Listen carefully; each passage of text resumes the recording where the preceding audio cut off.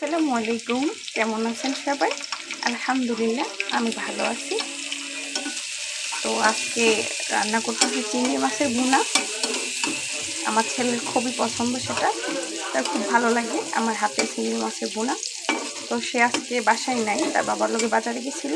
তো আসতে অনেকটাই দেরি হচ্ছে, দুপুরবেলা খাই নাই, আমারও খারাপ লাগতেছে। তো সেই জন্য ভাবলাম যে সারপ্রাইজ দেবো, সেটা চিংড়ি মাছের ভুনা দিয়ে। তো চলেন আমার চিংড়ি মাছের ভুনার সাথে থাকেন, দেখা যাক।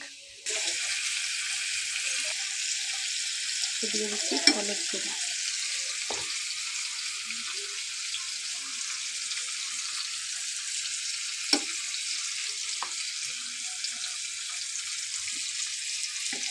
সব মশলাগুলো ভালো করে আমি কষিয়ে নেব। একটু পানি দিয়ে দেবো যাতে মশলাটা ভালো করে কষানো হয়ে যায় আর পুড়ে না যায়। তো আমার মশলা ভালো করে কষানো হয়ে গেছে, দেখতে পাচ্ছেন তেল উপরটা বেশি আসছে। এখন আমি দিয়ে দেবো চিংড়ি মাছগুলো।